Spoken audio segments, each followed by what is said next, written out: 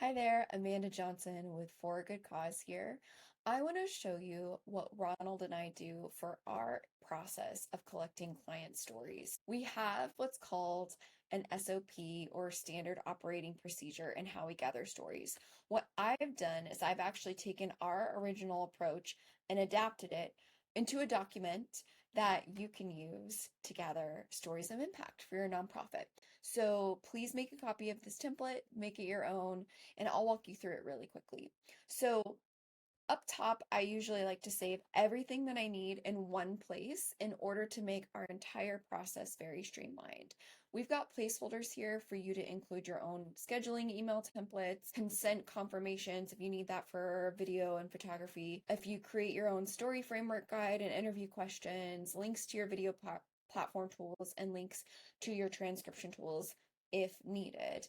We also have included our impact story interview template document. I know that's a mouthful for you to also make a copy of and make your own. I'll show you how to use that one as well.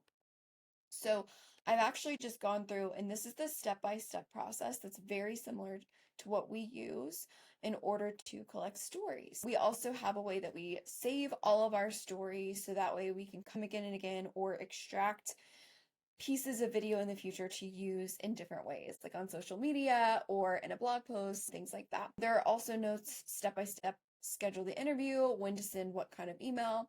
And also here at the bottom, I've included basic email templates that you can adapt for your organization when sending them out to schedule these types of meetings and interviews. Now I'd like to show you the impact story interview template.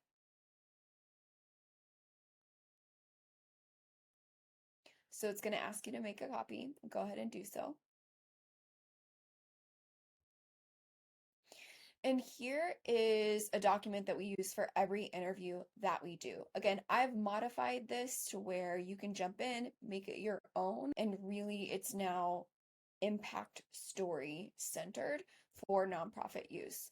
So we collect everything in one place, including their contact information, their biography, links to social accounts if we're going to mention them, link to their headshot file if that's needed, any internal direction or notes from any team meetings we have before we complete an interview, links to related initiatives. So if you're highlighting a specific service or program that your organization provides, this is where you're going to want to include those links or URLs. Also, any of your donation pages that relate to any of the discussion that you have in the interview, you'll also want to include those. So that way, over time, if you make a blog post or if you create an email newsletter from this impact story, you already have all the links right there that you need in order to just pop them into however you're distributing the material.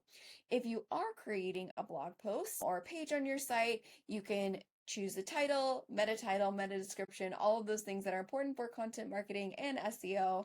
And then if you do upload the video to YouTube, you can include the final link here. Here's where I like to include all the materials needed once the interview is complete. The link to the final video file, transcript file, or additional media or photography, maybe even graphics, some Canva graphics, whatever you need in order to round out the impact story and how you'll promote it over time. If you don't use a shared Google Drive or, Dropbox or something like that, you could just include notes here on where it's included in your overall shared network drive for your organization. Here, I like to include a section on content orchestration. So basically, how are we distributing this interview once it's complete, and in what ways are we doing that? You're more than welcome to include additional rows or whatever you need in order to round out your overall of your interview. But I like to include all my email newsletter copy here. If you're sending out an exclusive part of the interview, or perhaps the interview as a whole, exclusively only to your monthly giving program members, you can include whatever correspondence here that you'll use to do that. Draft up any social media posts related to this particular interview, and so on. If you have additional things that you will include, like maybe direct mailing or maybe an annual giving report or landing page. Here, I like to include everything that we need to finalize and publish the video on our YouTube channel. And if your organization has a YouTube channel, you can do the same here. If not, this is a great place just to store general notes about your interview video, in case you need to go back to specific timestamps in the future and all of that. And lastly, I like to store all my standard interview questions or write any new questions or notes that I would have for the interviewee that I'll be talking with in this particular file. So each interview done has this document done, kind of like a content brief or a creative brief, where everything for that particular meeting is stored in one place.